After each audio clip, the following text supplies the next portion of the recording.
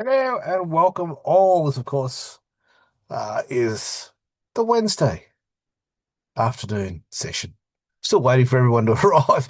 It's Andrew. I'm just here testing my mic. That's really all that's happening. Do remember that the session is being recorded. It's set up to auto record. It's been recording for 6 minutes thus far. Hope you're all doing well. Hope you've all started the assignment. That's always a good thing to do, isn't it?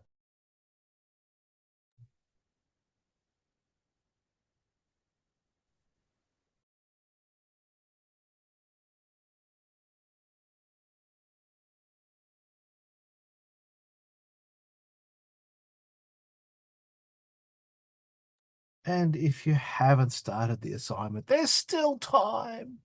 But start today. Do yourself a favor and start today.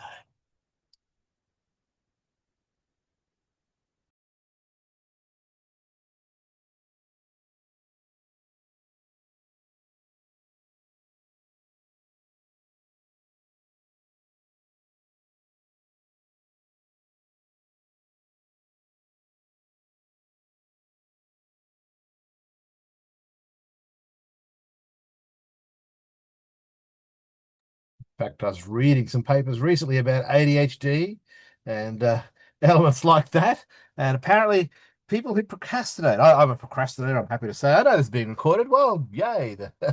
Oh, the recording, and I might do those instructions again. So here we go. I'll go back. So you access the classes content in this tab here. You go to join a class, and rather than joining with the meeting link, you use the cloud recordings tab. What you'll notice in the cloud recording tab is that you actually can access a folder as well of transcription, which might be helpful for some people. And you're more than welcome to use the audio transcript if you like a podcast, or that look for the MP4 file that's there. Okay. Welcome everyone this evening. And oh, Charlene has a question. I might just address that before I start because it's a good one before. Notice it's a draft submission in the assessment section on Blackboard. Are we required to submit a draft? I've got the student view on. So Charlene, if you wouldn't mind, I'll go to where you have your assessment area and show me what it says. Oh, it says draft submissions. Okay. So this is like this content here is what the university puts in as standard titles. It doesn't mean that that's actually something that we have to do in this unit. Okay. And question about cover page and template. Yes, you can use that, but it's not mandatory for the task. Okay, so you may use a cover page and you can use the template. And no, you can't upload multiple times and turn it in. It is a one and done. So you need to make sure that you check everything before you submit it. It is a one and done task.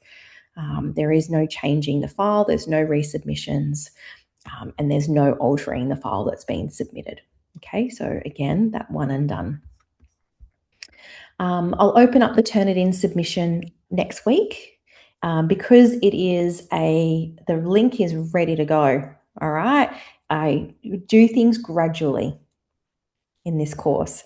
So you'll notice that things will come, you get the tutorial and the workshop information on the week of, you don't get it in advance.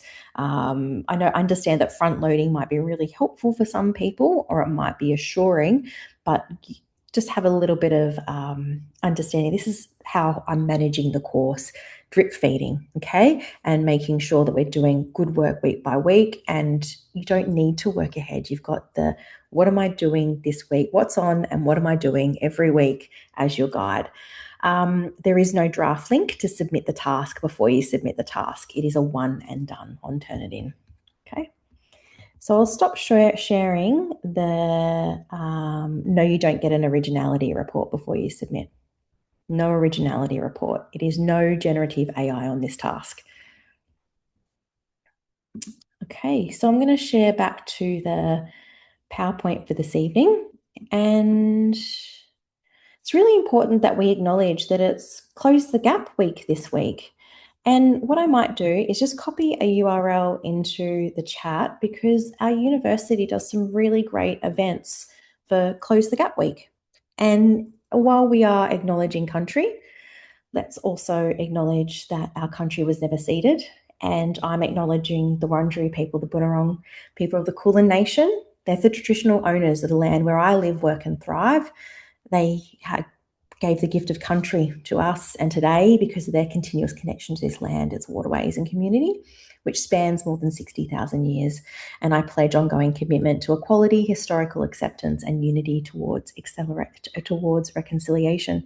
And part of that is that genuine want to bridge the gap and to actually, promote Indigenous events and to showcase what our university does and even some resources. So while the acknowledgement of country is a great thing to do as a routine, both in class and for us as a learning community, I will use the space of the acknowledgement of country to also share important topics or resources that you might like to access and use in your class that are connected to that. Tonight, our success criteria. We will go through some strategy examples. We'll do an overview of cross-curriculum perspectives, as well as the general capabilities. And we'll use the colour coding that we did last week. So if you remember the colour coding and my ACT friends, I have extended the colour coding into an extra colour for ACT. We will discover how projects provide contextualized and practical learning in technology. Specifically, I'm going to show you some examples of some tech projects and connect that to some outcomes, and also weave in about inclusion and differentiation and really go in on aspects of the task that you have not been taught yet in terms of that differentiation, inclusion, adjustments. And then towards the end, we'll talk about some classroom routines. In your tutorials this week, you're going to go much more in depth in each of these, and there are some more activities that you'll do. At the end of tonight, I want to do a bit of a check for understanding. That's probably my one thing that I want to make sure that we do before we finish tonight is a check for understanding. So, bit of a pulse check of the room. The word pedagogy, thumbs up, or a bit of feedback if you have heard this term before you started the course and unit. Okay. Yep. Some people, yes. Yep. Can be a confusing term, can be used in different ways. It may not necessarily be the true use of the term. So, pedagogy is the art and science of teaching, or the principles or methods of instructions. It's also the activities of educating or instructing. So, the action of teaching. And that includes activities that impart knowledge or skills, but it's much more than that. And it's all of those things combined. So, in this unit of work and in your teaching practice, we use it as a term to talk about what we do as a teacher and our pedagogical approach or philosophy that has a significant impact on students' learning and also our personal satisfaction as a professional teacher. So, we go a bit deeper into that. If pedagogy is that overarching art and science of teaching, the practice of teaching, the method of instruction, or the activities that we use to instruct, when we use a teaching strategy, a strategy is how you are teaching something, not the description of what you're teaching. So, if I do a little bit of a compare and contrast, the curriculum is what we're teaching, a strategy is how we're teaching it. When we think about our pedagogy, we're thinking of that whole.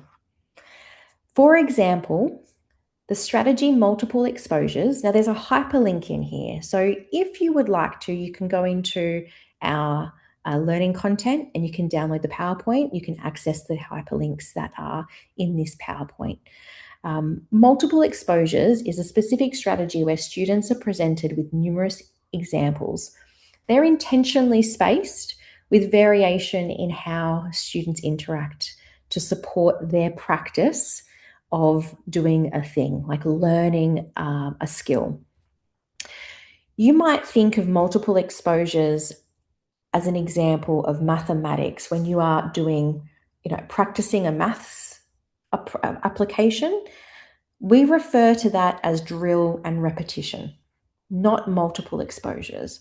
Multiple exposures is intentional, spaced, and varied activities that hit the similar outcome And that strategy aims to build repetition and exposure, practice, not more of the same, but different. Okay. And another example that I'll be using tonight is color coding. And you saw that employed in the slides.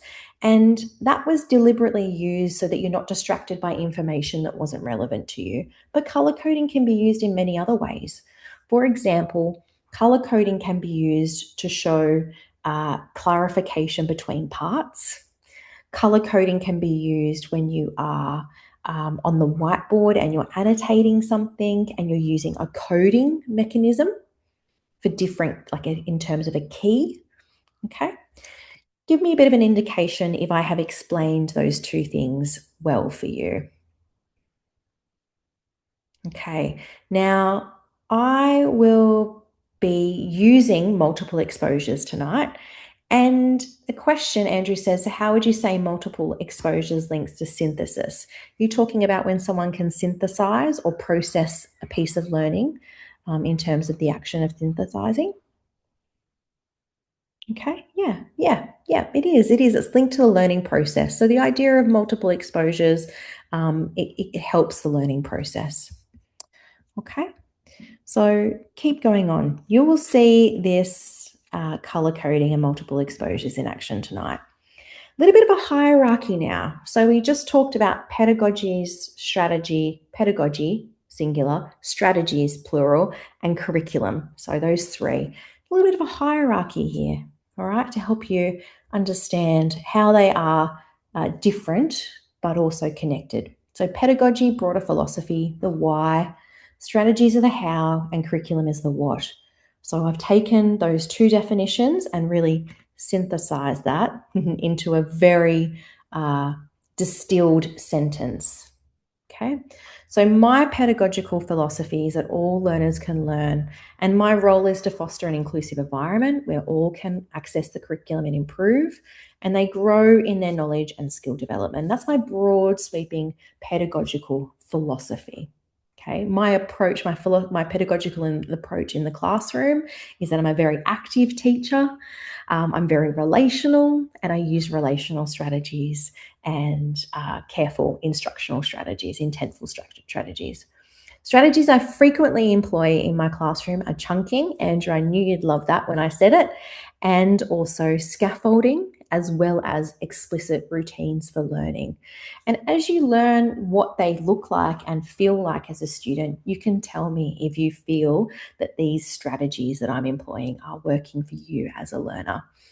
When I am teaching in this class, I often explicitly model strategies so that you can experience what it's like to have different strategies as part of teaching.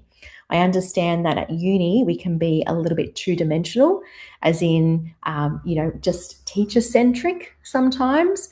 So I'm employing what I would do in my classroom in an online manner, and hopefully that feels a bit different to what you're used to experiencing in maybe some of your other lectures or tutes.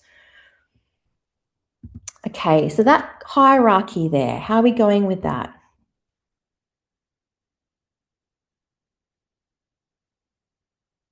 Good, good, good, good, good, good. Okay.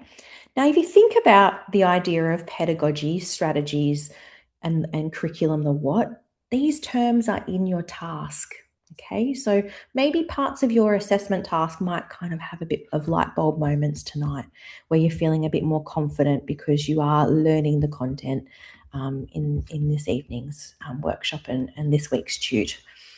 So, a reminder of our color coding and the addition of ACT there in purple. So we've just looked at what pedagogy is, strategies and curriculum. Now we're going to go into that curriculum a little bit. Okay, and we're going to go back to strategies. So a bit of bouncing around tonight, but the interleaving will make sense, I promise. Okay, note down the color code that you are focusing on. So again, the color code is for focus. It's not for you to compare and contrast and get confused. If you are accessing the PowerPoint, I would love if you could go to the URLs that are a part of this section of the PowerPoint package. Cross-curriculum perspectives or priorities are a dimension of curriculum that are additional to our outcomes. So, in technologies, we teach our outcomes. We teach design tech, we teach digitech. That is what we have to teach. As a whole school, so you've got your departments, learning areas of mathematics, English, humanities, languages, science, HPE, tech, music, art. Okay, those groups are all responsible for teaching these cross curriculum perspectives and priorities. They are in addition to our core content, our core outcomes. It is important that while sustainability is in our curriculum, it's also a cross curriculum priority and it's prescribed by a CARA. So in Queensland, there is some clear definitions and also some resources for teachers to use when they are employing these cross curriculum perspectives and priorities. You'll notice that New South Wales have more than others, not to be outdone by any other state. They've got a few more. They added civics, diversity, and work and enterprise into their cross curriculum perspectives.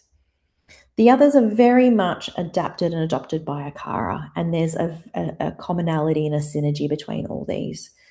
So, what that means for our teaching is we have an additional layer to our teaching. We have our core content, our outcomes, and as well, we're to integrate these cross curriculum perspectives and priorities. There is another dimension to curriculum that is similar to that. They're called general capabilities.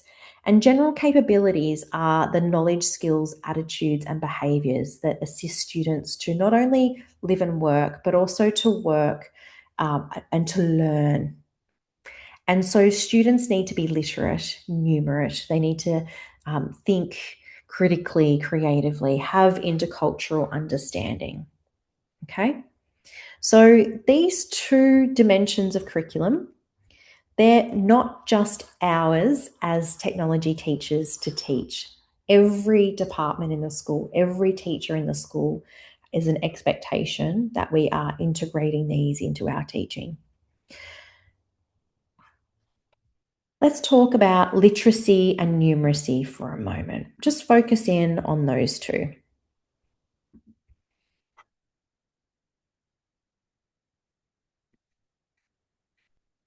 Now, as a tech teacher in Digitech or design tech, can you please give me an example of where you would be teaching numeracy? Let's start with numeracy. Numeracy, I feel, is the easier one. You can pop your mic on, you can add something in the chat there. Especially for Digitech, we use it for like integers if we need to make student understand about the algorithms and stuff like that. Yeah. So good, so good. Sometimes when people are talking, they're I can't see your name, so sorry for not calling your name. That was a perfect response there. Yeah. And there's some excellent examples in the chat. Okay. Now, we will have in our outcomes explicitly teaching these concepts. We also need to teach students the numeracy skills behind it. No, so not just doing the core content, but what is the numeracy skill behind it?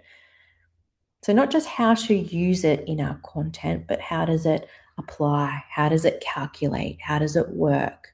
And sometimes what you'll find, and I think we talked about this last week, is that when students come to our classes in tech, they might be applying abstract concepts from other courses in a practical manner that they have not before. Measurement in food technology is an exceptional one because all students will study that as part of mathematics. But in food tech, they're going to apply it. They're going to see how different products and foods look like the same quantity, but way less or more, right? And so they'll really grapple with volume, mass. Yeah. Okay. And for some students, it will make what they are learning in mathematics real. It will help them learn. Okay.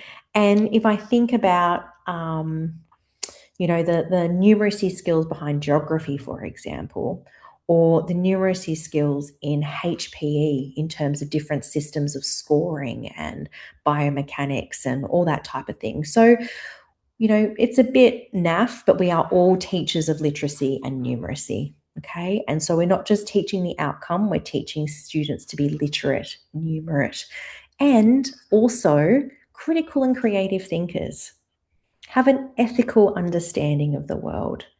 Okay. So it's just a little bit more broader than just our bubble of curriculum. Okay. Now, I can see that you've really grasped that numeracy example. Can you provide a literacy example in your curriculum?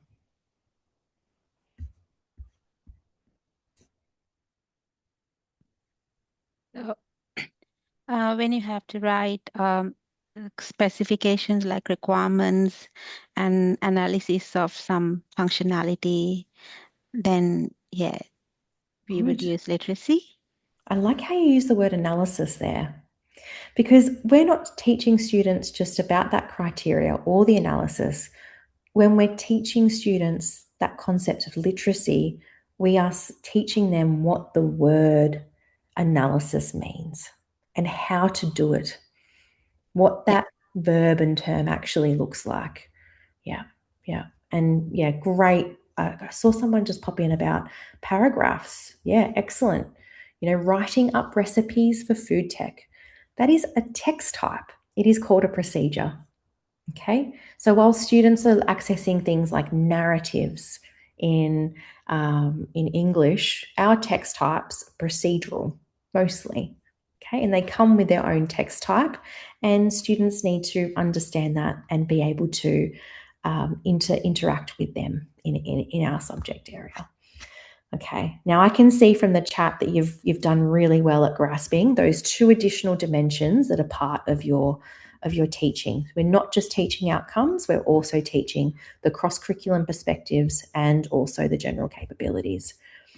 So now we have some project examples, and these are all examples of Year 7-8 projects from different context areas. Remembering context areas in tech relates to the different areas of technologies. So if you could use your own state's terminology, please tell me what subjects you see context areas in Year 7 and 8 with these project images.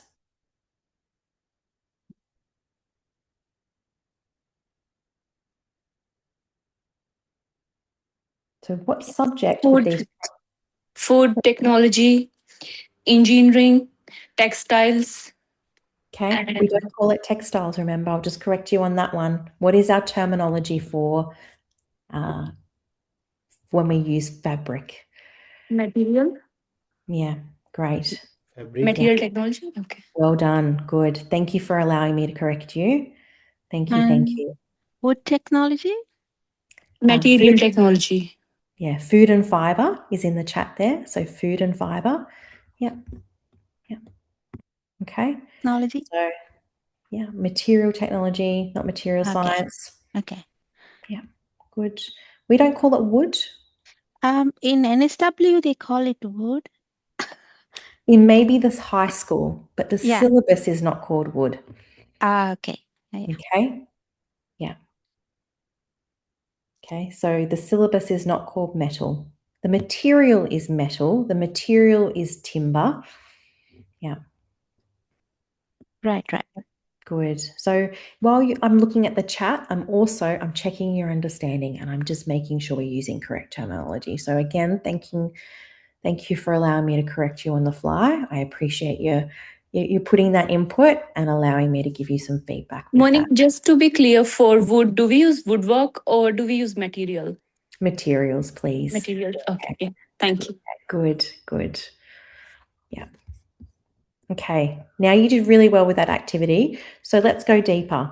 What are the cross-curriculum capabilities that you see in these projects?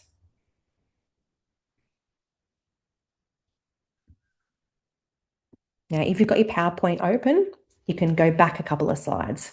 So that means I can keep the PowerPoint open to here and keep the products on the screen. Make that a bit bigger. How's that view now? That's better. Oh, critical and creative thinking. Excellent. Good. Numeracy. Well done. Problem solving isn't one of them. Try and use the terminology of the... I just realized my mistake. Good. Again, thank you for allowing me to correct you. Okay, so use the terminology. Sustainability. Well done. Good. Critical and creative thinking. Excellent. Yeah, personal and social capability. So working in teams, understanding the world of work, inclusiveness and difference as well is in personal and social capability. Digital literacy, well done. Good. Okay, and I think that some of your answers have gone into the general capabilities. Yeah, I was going to say a lot of the answers are Yeah, about the general yeah, capabilities. yeah.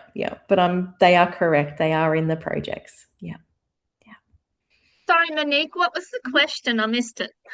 That's all right. And thank you for asking again, because other people might have wanted the same thing. What cross-curriculum perspectives and priorities do you see in these projects?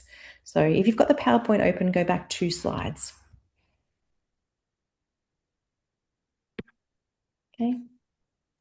So we're looking Monique, for... when I'm opening the cross-curriculum priorities for my state, it takes me to the syllabus instead of the Yeah. Which state are you going to? New South Wales. So the blue. Okay. What we'll do is we'll navigate together, and I'll change screen and give you a little bit of help for everyone playing along. There is the link. Thank you. No problem. And it will take me a bit just to change my screen sharing. And we can do a little bit of syllabus navigation together, because why not?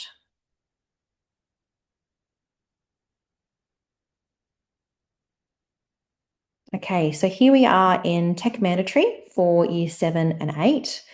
And I've gone to the old one. Let's go to the 2023 version. I have to go to the home page. Here we go.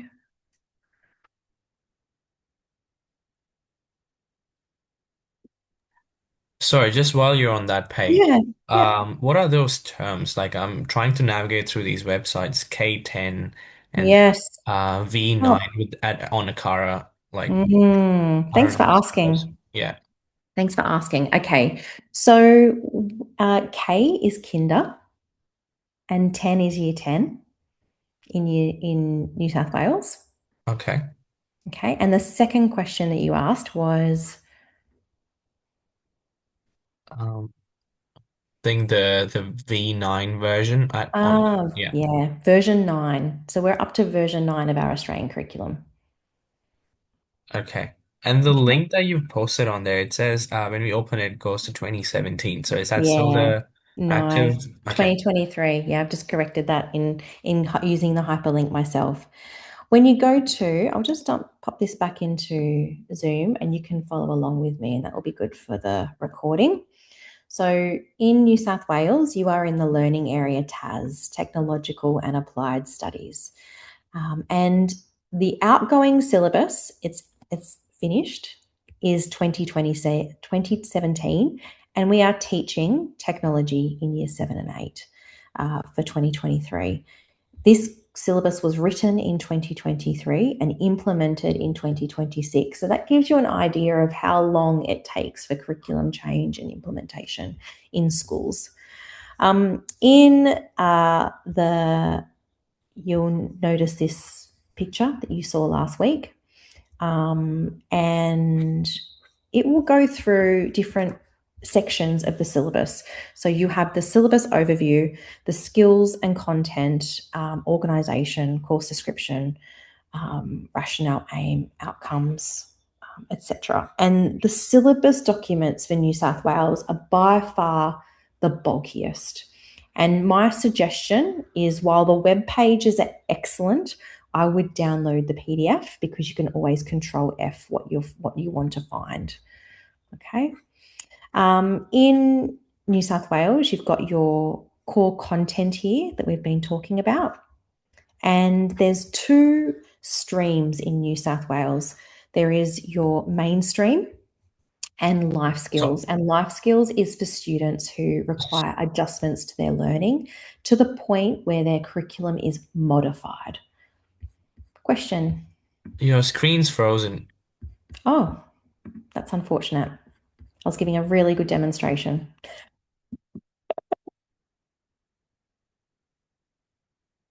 I'll just stop that share and I will start again. Thank you.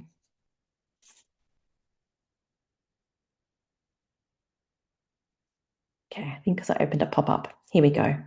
So this is your syllabus page in New South Wales. And if I just repeat that last thing that I said, is that there's two streams. There's a mainstream, which is your stage 4. Stage 4 represents what year levels in New South Wales? Year 7, 8. Excellent. Good stuff. Good cold call response. Thank you. And life skills is the parallel curriculum that is for students who require such significant adjustments they are doing a modified curriculum. So they are not only just accessing adjustments, they're doing modifications. Okay. In the front pages of your syllabus, it will go through the rationale, the overview, the aim, the outcomes, content, and in your content statements, it will bring in some of the cross-curriculum capabilities and priorities.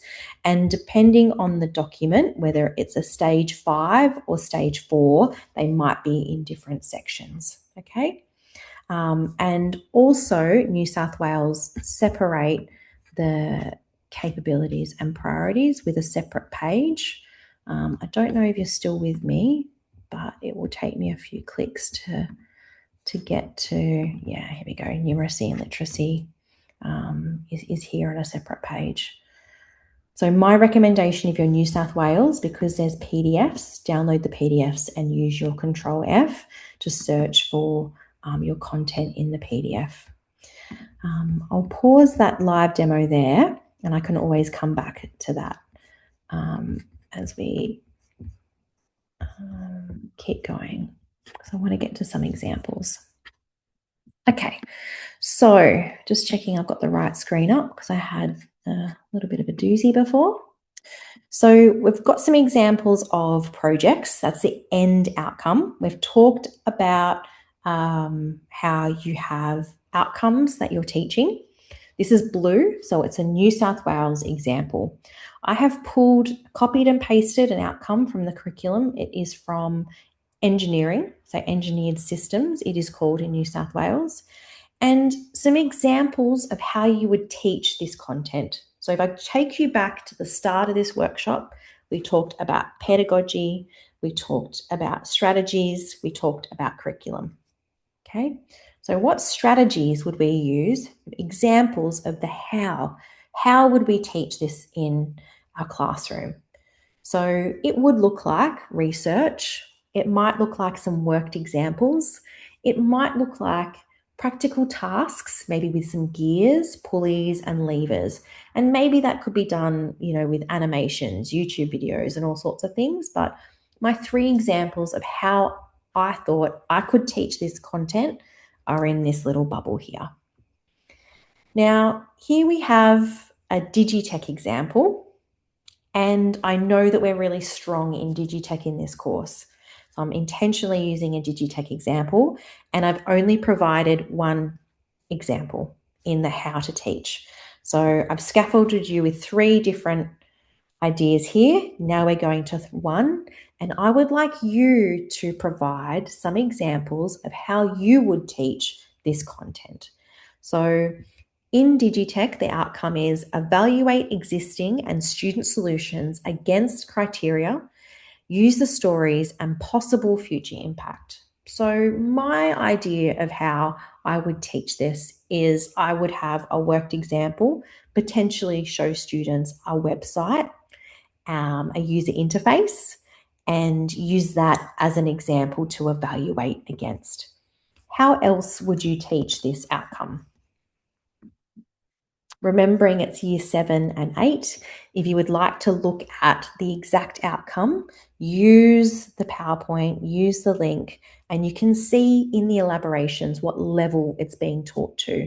And when I'm speaking about level, I'm talking about the complexity of what you are teaching to year 7 and 8. So how challenging is it, or how we're thinking about what year 7s are to learn at this age and stage.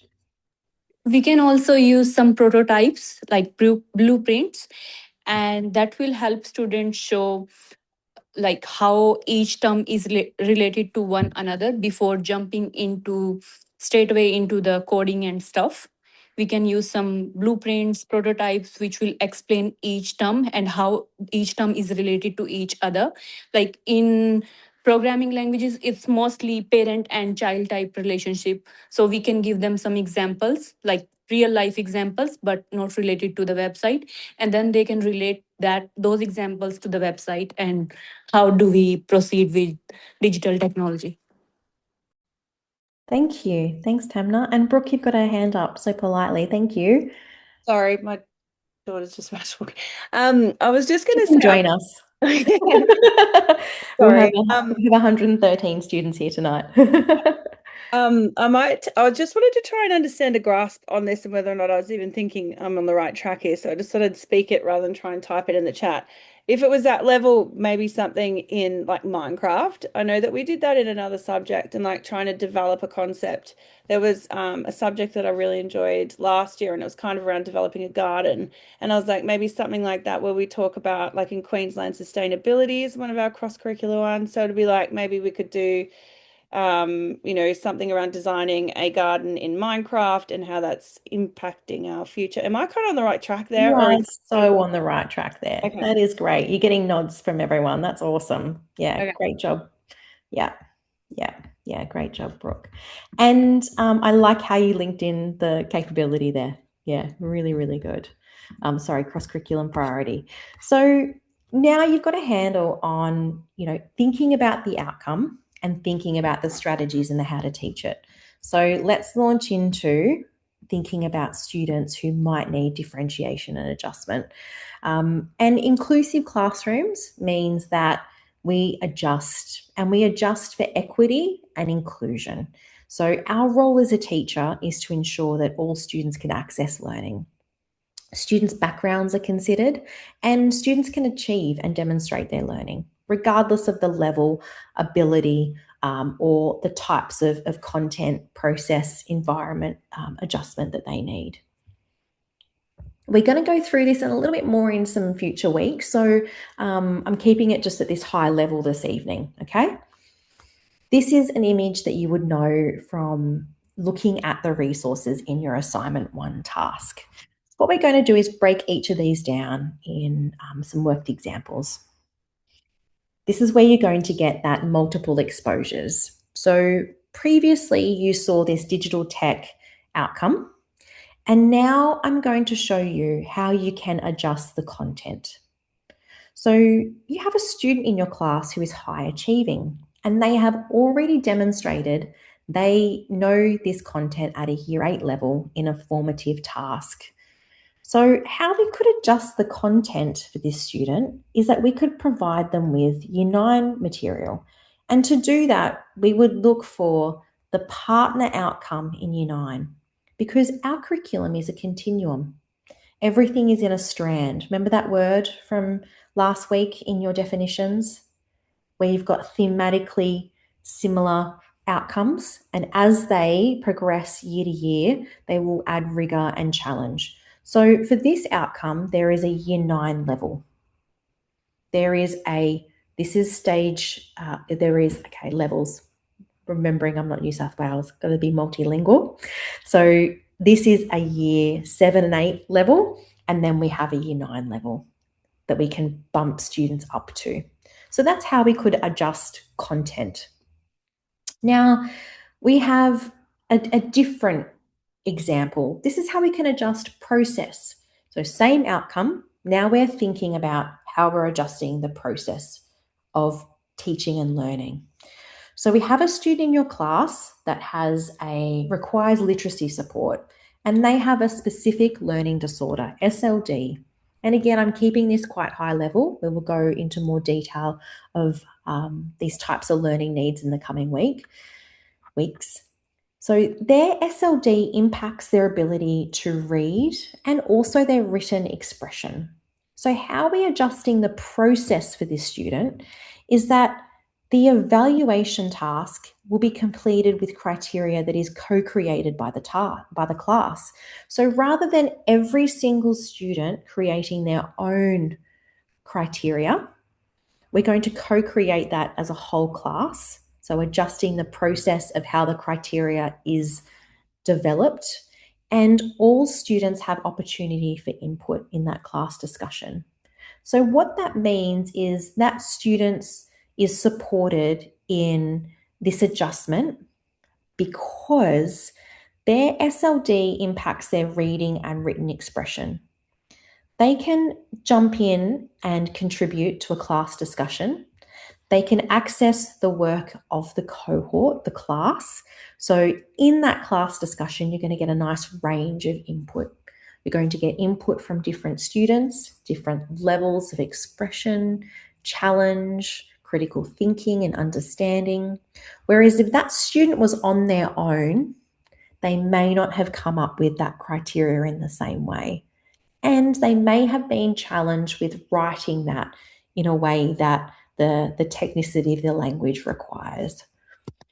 Just going to pause there, have a sip of tea, and can let me know with a little bit of feedback if you need me to clarify that specific example. I'm going to do more. Remember that multiple exposures. It's not repetition. Okay.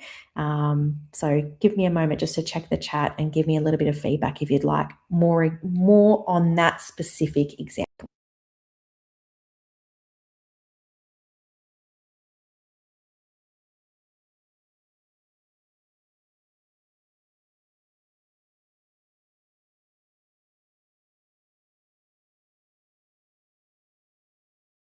Okay, that doesn't change the outcomes for the other students.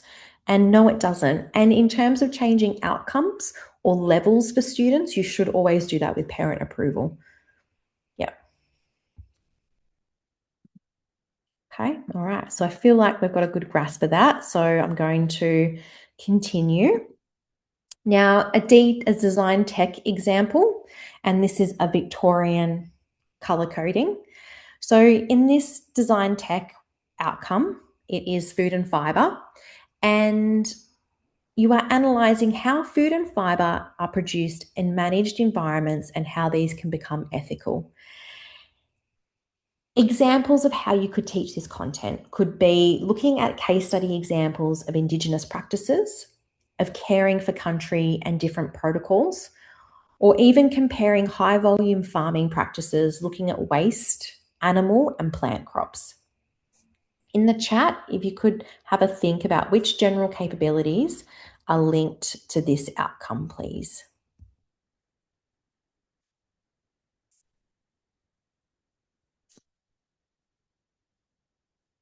Moving forward, an example of differentiation, and I've provided examples of content and product.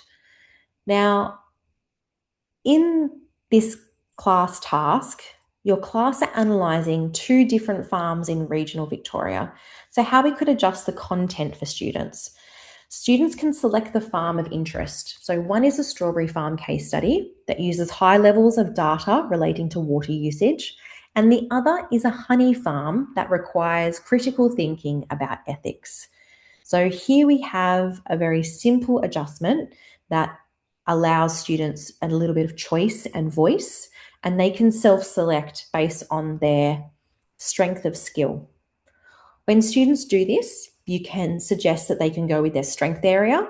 You can unpack the differences between the case studies and give them a little bit of autonomy in how they and how they make that choice. How we can adjust the product. Some students get access to a scaffolded template for this task. And that scaffolded template is what they use to record their research. So maybe some question prompts. And that guides and structures the research prior to the analysis stage, because this outcome asks students to analyze.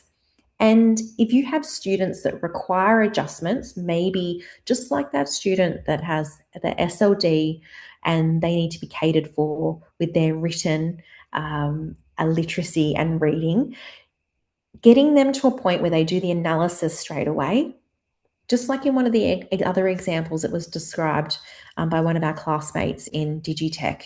Give them something else as a stepping stone first. So scaffold the research where they're doing all of the reading, all the writing, and then get them to the point where they can analyze.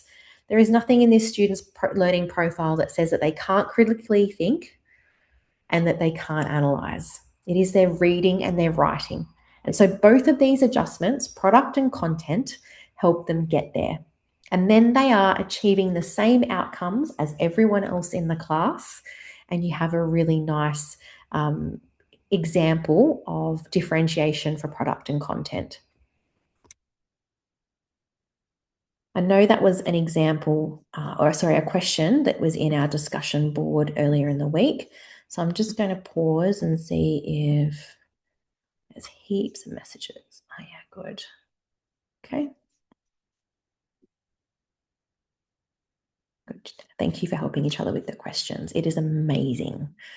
It's keeping moving really nice. So thank you so much. These are two examples of differentiating the learning environment. These are photos from my own classrooms over time. The top one on the right-hand side is just a little quiet zone where students could pick up some reading material, like some magazines that had different plans, design magazines, craft magazines, and books and bits and pieces.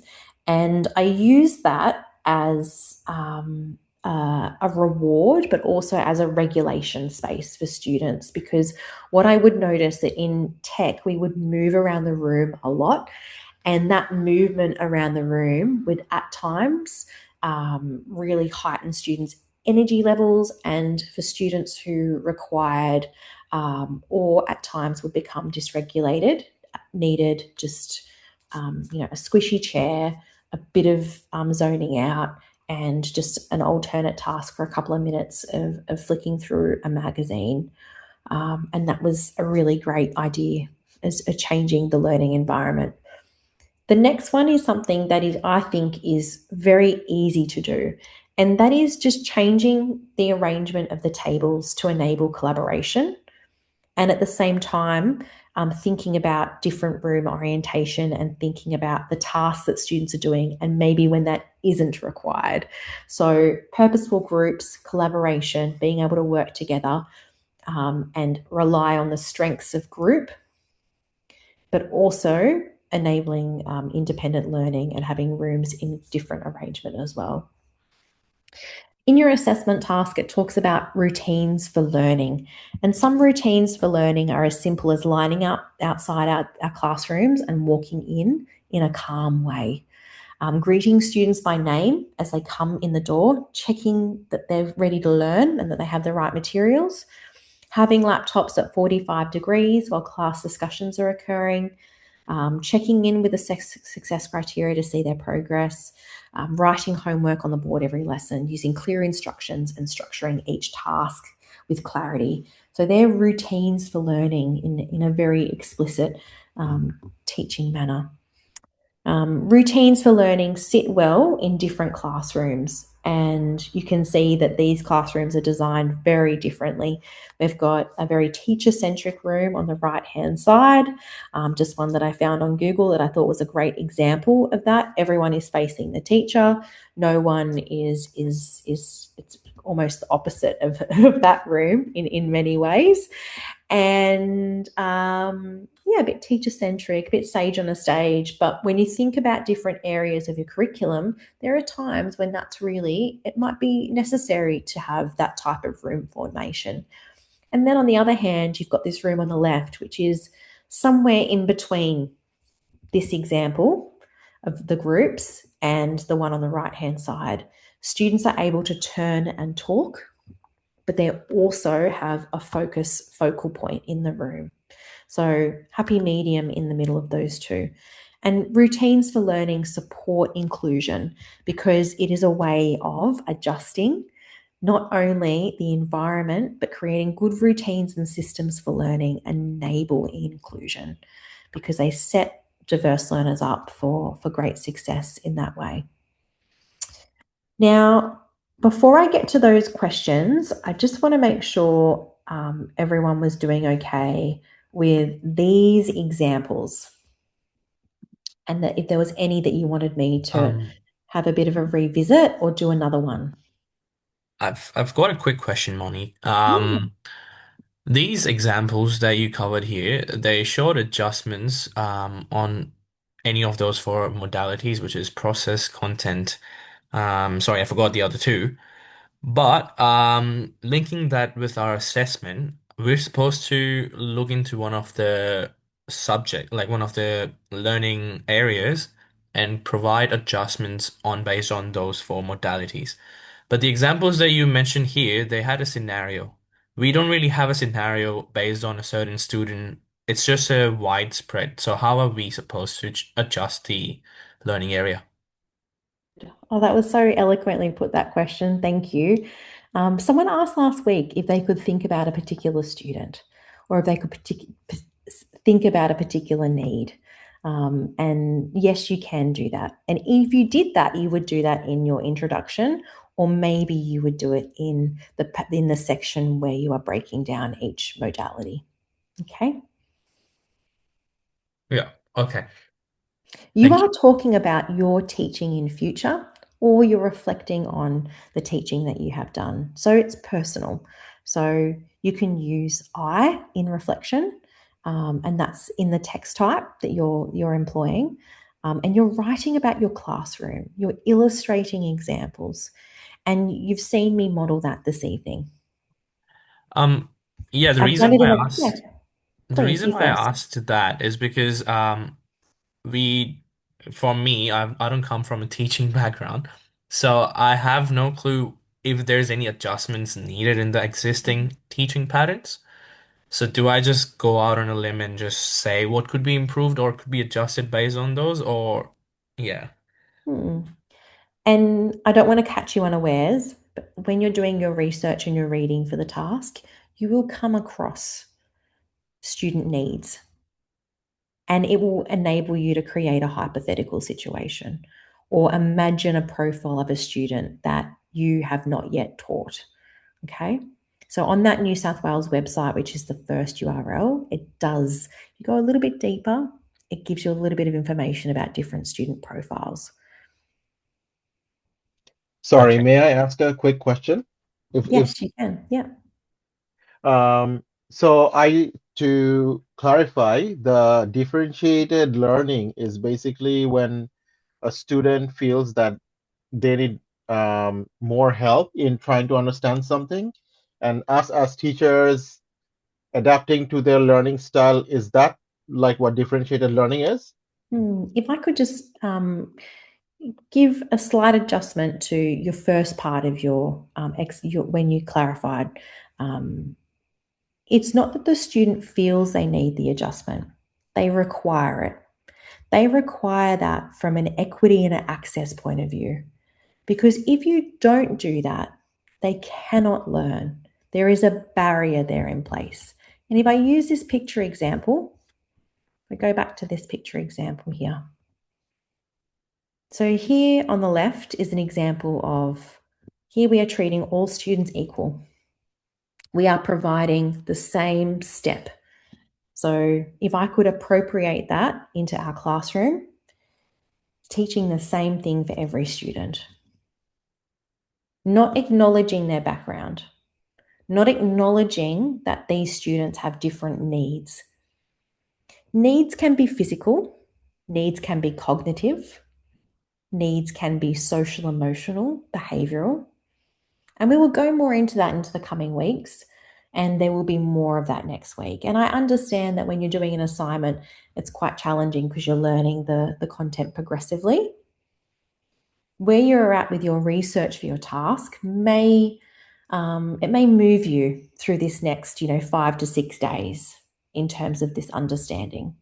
So this graphic, the example on the left hand side, every student is taught they're given equal, the same, uniform.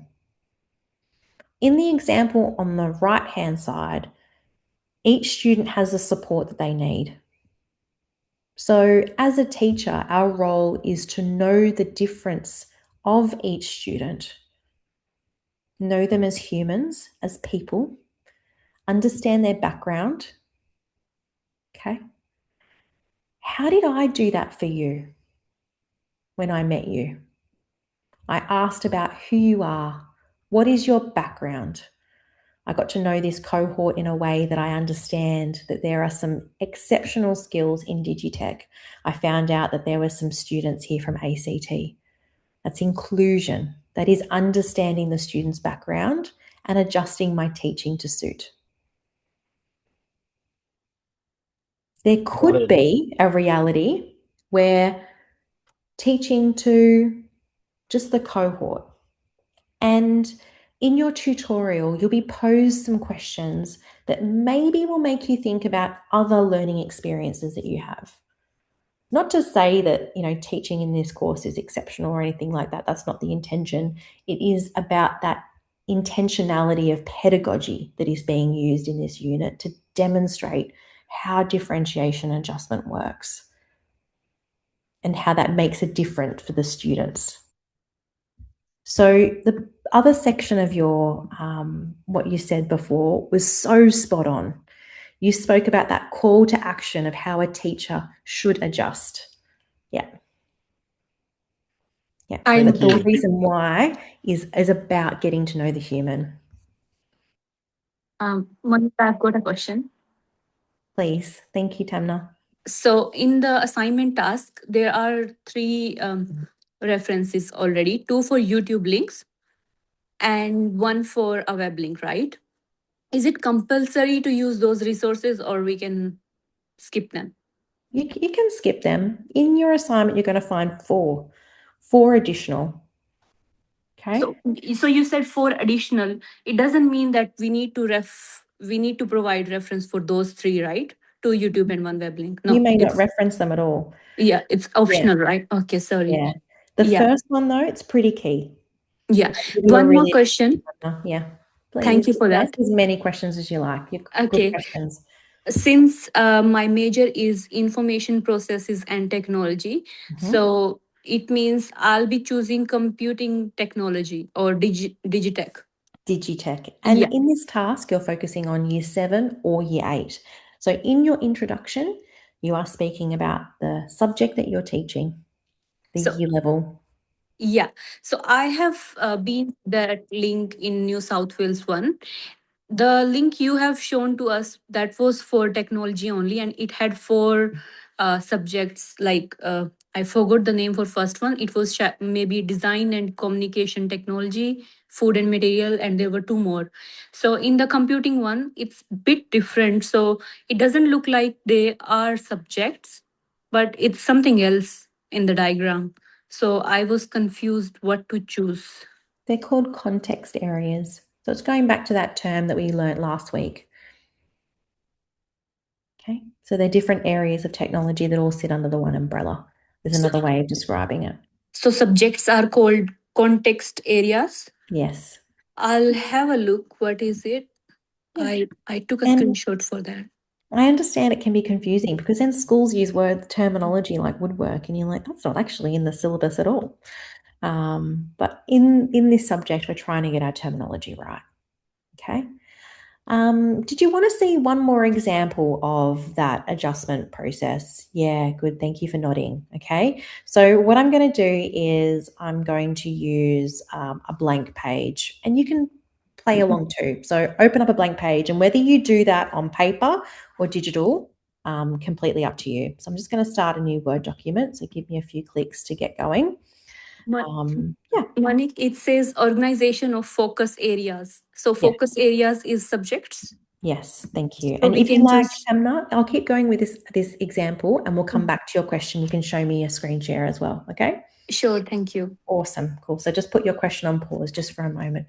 I promise we'll cover. So if I'll get to a new document, some reason that's not working. So I'm just going to open up another slide on PowerPoint.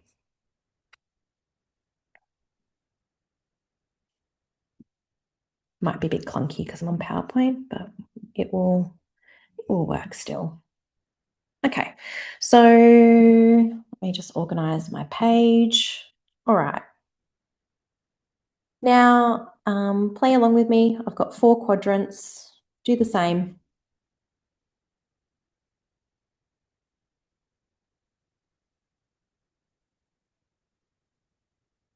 Okay. What were the 4 modalities? Checking your understanding. Someone use their audio and tell me what process. Great. Someone else said Content. content. Okay. You're following along and doing the same thing by labeling your quadrants. What's another? Learning Product. environment. Good Learning learning environment. environment. I've had heaps of practice of students talking at the same time. I teach year 8. And one more. Product. Well done. Good. Okay, great. Everyone's passed the first bit. Brilliant. You could recall the 4. Okay, now what I'd like you to do in your page is put an outcome in the middle.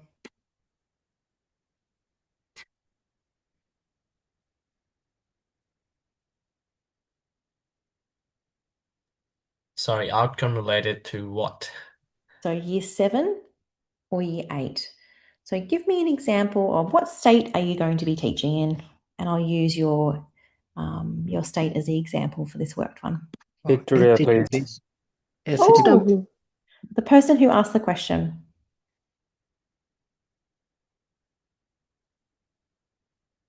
I think it was Raj. Oh, Sadipa. Please. What state are you going to be teaching in? Ma'am, Victoria.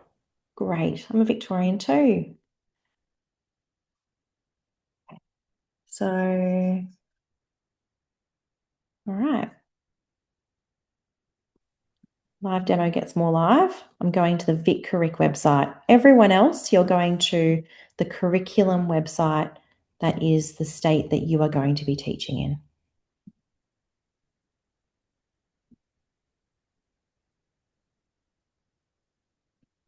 Okay, so this is the Victorian curriculum website. The learning area we're teaching in is technologies. We select a discipline area. What discipline area are you going to be teaching in? Design and technology. Thank you.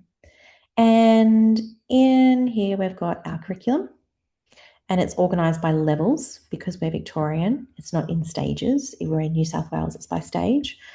What year levels we're using for this task? 7 to 8. Good. Okay. All right. Now we've got the band description at the top, which is the overarching statement of what students are doing in the levels. Then we have the achievement standard, which is to what level are they learning to? So what you'll notice in this continuum as it goes from younger year levels to higher year levels is each time it increases in rigor and depth and challenge. Here are the content descriptions, the outcomes. Okay, and they're organized by different context areas. So what's your specialty area in tech? Engineering, food. Could be the last one, materials and technologies specializations. Good. And so that is where we see our timber products, product design. Okay. So I'm going to copy that outcome.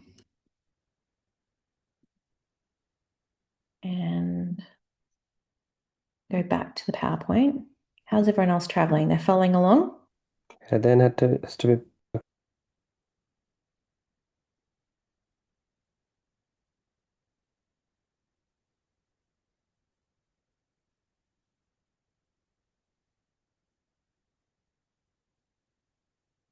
Okay, now we're going to understand what the outcome is telling us. Make sure my PowerPoint's back up. Is it back up? Don't think it is. Sorry, everyone. New share. PowerPoint. Here we go. Okay. Now we're going to understand the outcome.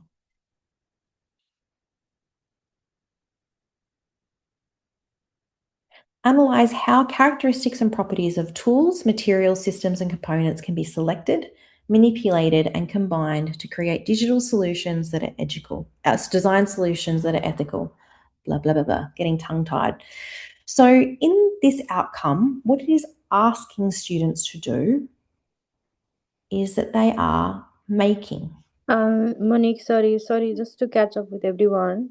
We have just selected material from all of the curriculum to get a generic idea, right? But we Yeah. still have to do everything from the curriculum. We're just taking Yes. material as Just example. one example, just to Yeah. show you how you're going Good, to. yeah, because I Yeah. was getting confused because last week we were learning about the modalities, Yeah. and then it's on the strand and the syllables Yeah. curriculum. I did take note, but it was all in my head. So thank you Yeah. for this. No, you're doing really well. You're doing really well. You're learning all this whole new language set, and it's week 2 of your course. And I've only just completed bachelor's of IT. So the people here, my fellow students, they are very, very talented. Some of them have teaching background and whatnot, engineers, and yeah, I'm just trying my best to keep up with everyone. Good.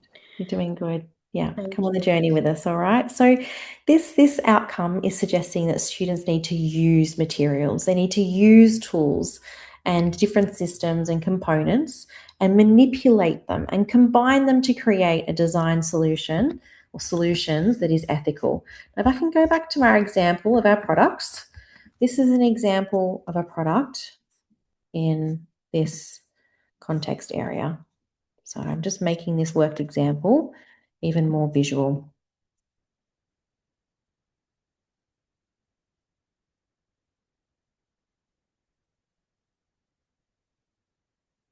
Okay, so creating design solutions. This is an example of a design solution. In this example, they've used tools and materials. They've had to look at how characteristics and properties of the material, which is wood, and maybe they've had to analyze them. So this is that keyword, analyze. Okay, so we know that there's different types of timber. So when you analyze the characteristics and properties of timber, okay, maybe that's an equal, that yellow, that's horrible. Let's try another color. Okay, so there's lots of parts to this outcome that you need to teach. It is only one outcome, but it will take a while to teach it. So let's just think about that one lesson or 2 lessons where they are comparing the characteristics of and properties of different timber types, like pine, oak, hardwood, softwood. Lulem.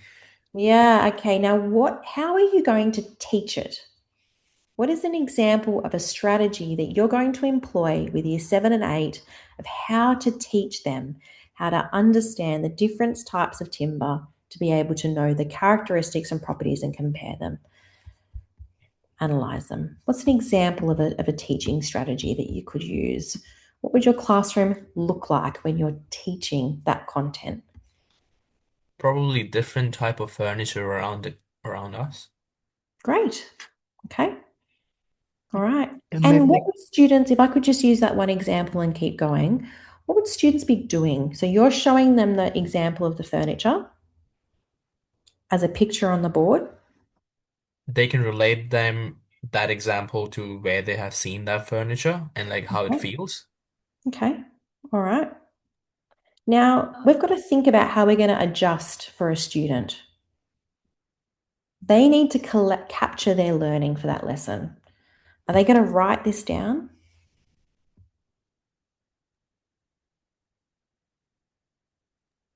What does it look like? Sorry to interrupt, ma'am, but can whatever the content is, cannot we make any example or something? Yeah. Sorry. I might just need someone else to pop their mic on mute, please. I can't tell who that is. Give me a second.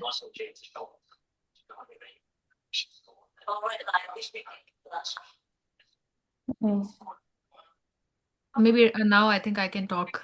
thank you. Yes, please. Yeah, actually, I was thinking as we are talking about the tools and materials, everything. So, like while teaching, if there is any content related to that, can't we like make any example or any project work to do in which there is some model making or something in which we can give Yeah. an idea to students? Yeah. Yeah, we can. Yeah. Yeah. Yeah. Yes. Yeah. Yes. And if I just go back to that example about the properties of timber, please, and just stay with that for just this example. How your example of teaching was correct, but I'm just going to stay with the example of teaching students about the different timber types and using examples of furniture and pictures of your furniture. Okay. Now that is a great stimulus for students to understand that wood, timber gets turned into a product. How are they understanding the characteristics and the properties of that timber? What would you be doing in the class? Are they going to be researching different types of timber? Are they going to be watching maybe a video of how timber is felled and turned from logs into timber? Okay. While they're doing that work, maybe students who are watching the video are doing that task instead of writing all the content down from the video. They write bullet points.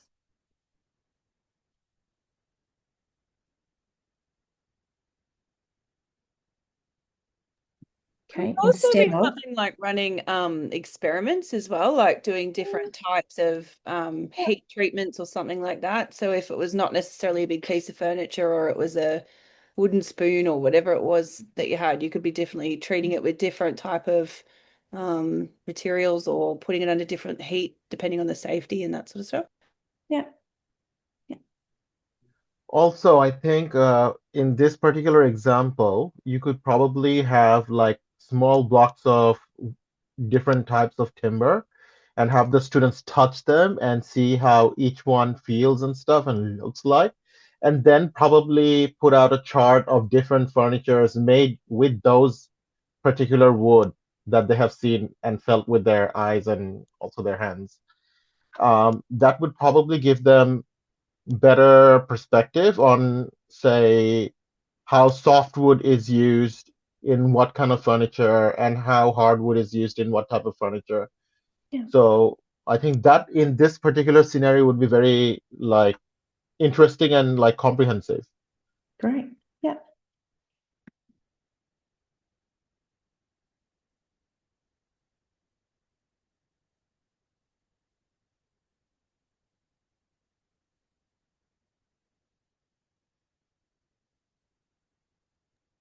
Hi, can I ask you a question? Because I'm a bit confused now. Okay, I'll keep going with this example and I'll come back to your question if you don't mind. So just hold your question for a moment. Thank you so much. Okay. So we've got an example of process modification. The learning environment has been changed. I love your idea of the samples. And I just thought what we could do is in the groups around the room, we could have different round robin benches and different samples of products and photos of furniture. And as students moved around the room, they could actually learn about different products and samples that are at different groups and tables. And regarding with the school, all of this material is provided by the school for practicals, right? Yeah. I don't know how the school works, like how they collaborate. Yeah, that's all the random questions. Yeah, good question. And we do have to order them. We do have to order this in schools. And I might be cheeky, but how about you send the student and say watch videos and maybe see the example of the wood and maybe That's bring it. bring wood from your own house. Like, Yeah. how about they do some research as well, and then we move forward. Yeah. Otherwise, people like student like me who have ADHD, they will be lost somewhere in the corner, and then the smarter student would be moving forward. So I would definitely make my student go home, see the example, and bring the wood, like whatever wood they can bring from the video examples, the ones that are easily available. Yeah. Yeah. And it's somewhere through there. I don't know if I lost the screen and I was screen sharing the right screen. Can you see my PowerPoint at the moment? Thank you. Thank you. Thank Yeah. you. Thank you. So I think what I've actually just done there is given you another worked example of how you can go from outcome and then start to think about those modalities of adjustments. And in the modalities of adjustments, you're thinking about how you would adjust for equity and access for students. I understand we've gone a little bit over time, but there were two questions that I paused before. What I'll do is I'll save this as a version 2 of the workshop materials so that when you're watching the video, you've actually got this. But if you've got a bit of paper today and you've got a quadrant, you've actually just done a bit of a draft for your assignment 1, right? You've just done another step for your assignment 1. You've picked an outcome and you've drafted the modalities. Now, I personally have almost like a bit more of a confidence or a bit more of a synergy with different types of modality types of adjustments. And, I do, as a human, I connect with different types of students in a way that allows me to, know and understand them a little bit more and having more confidence. So I've given you an example of 4. For your task, you are only doing 2. So pick your 2 best.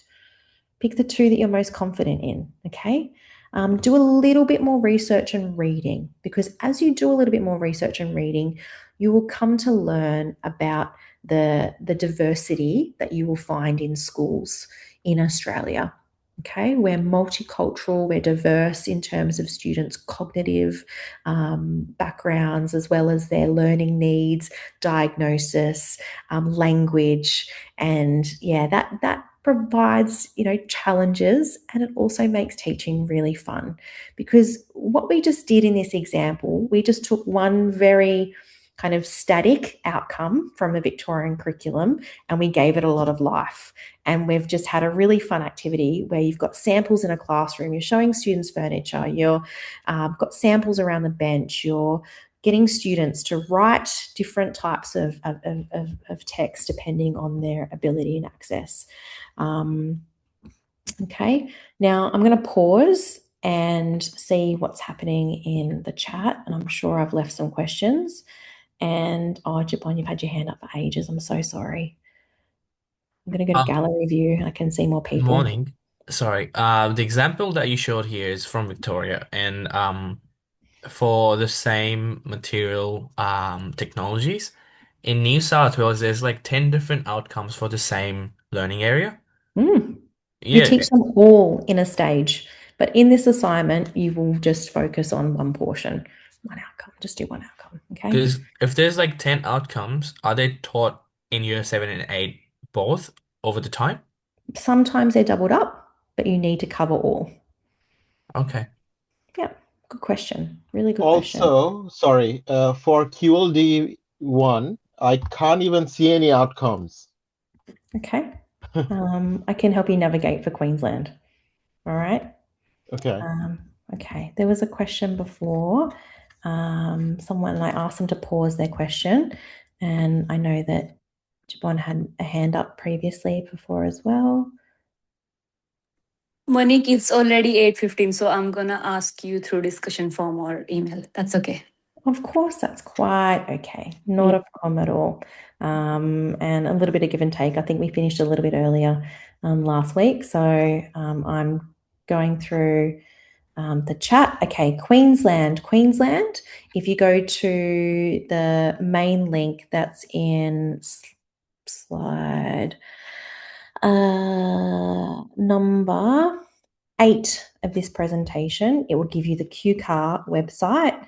And from there, you can navigate to technologies learning area, and then you go to outcome.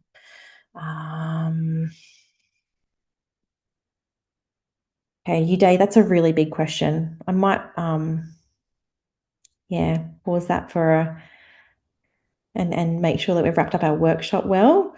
And if there is anything else you need, attendance depends on your enrollment criteria. So different students have different enrollment structures.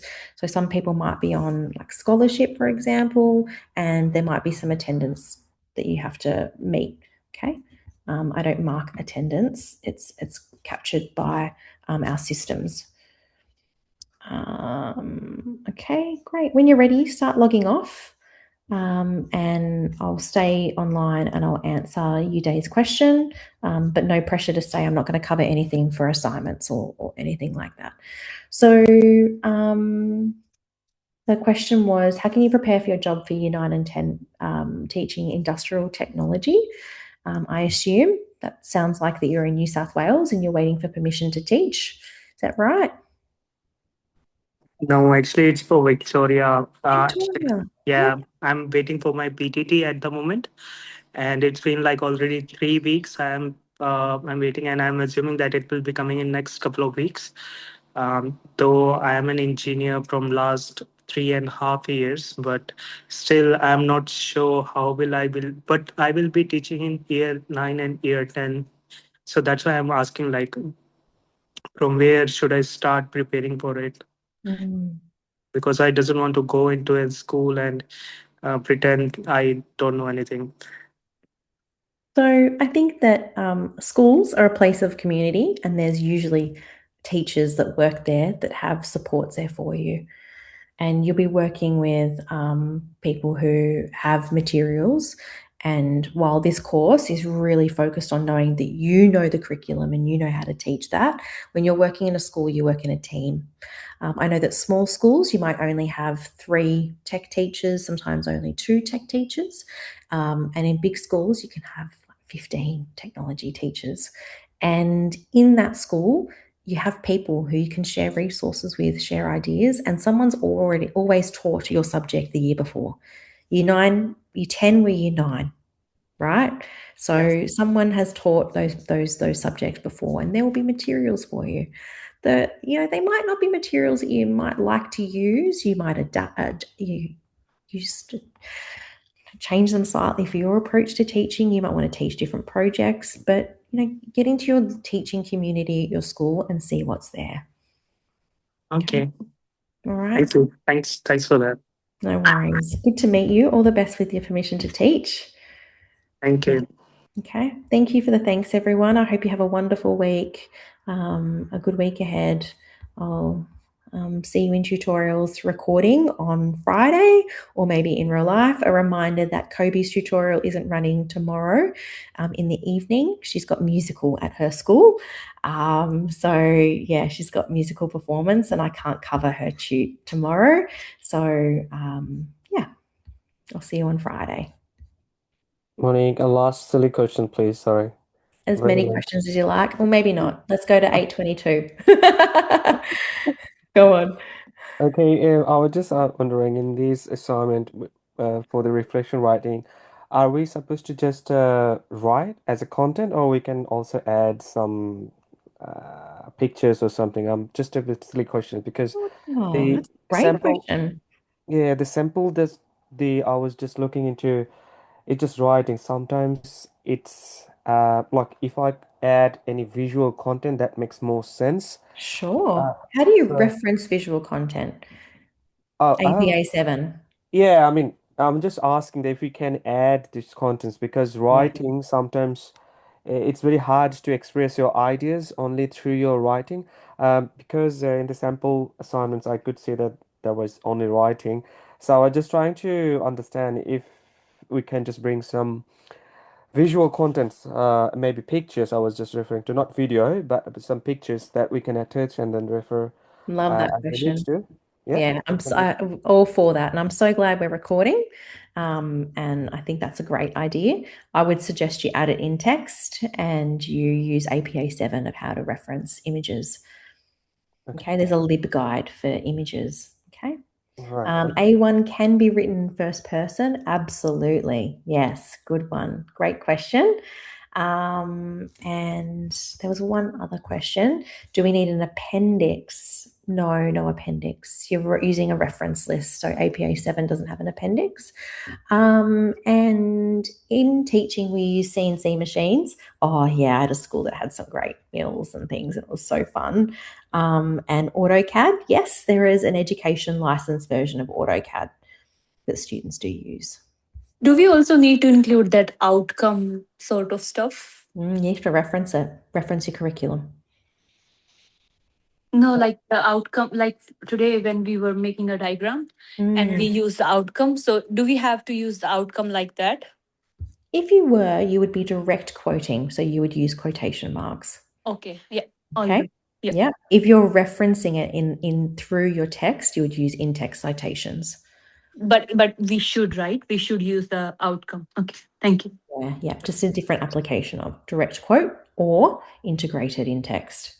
Sorry, Okay. Monique. Last Oh, it's question. 8:23. I'm really sorry. This is the last one, I promise. So Okay. I'm still having some issue understanding the QLD curriculum. So if Yeah. I click on that link, can you click on that link? Okay, so Queensland, give me some clicks.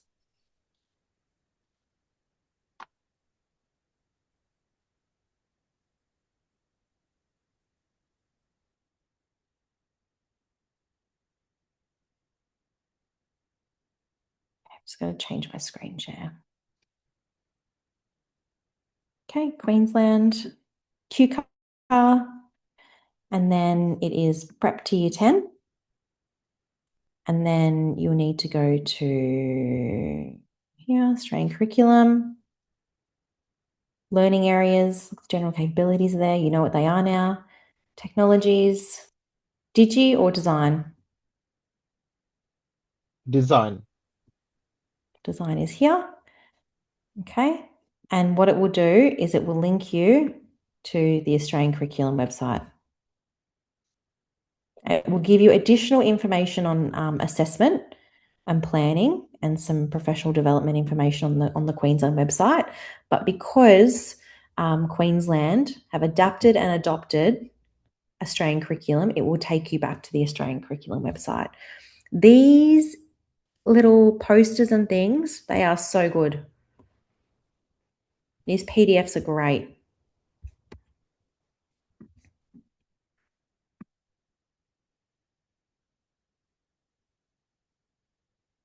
Okay, great. Got it. Yeah, thank you. Yeah, I don't know if you had hand up before, but in this view, we've got so many people online. I do sometimes miss people's hand up, so I apologize if I've missed your hand up this evening. And please feel encouraged on email. I'm going to sign off for tonight, okay? Have a good evening, everyone. You Thank too. you. Thank you. Bye bye. Have a good evening. Bye-bye.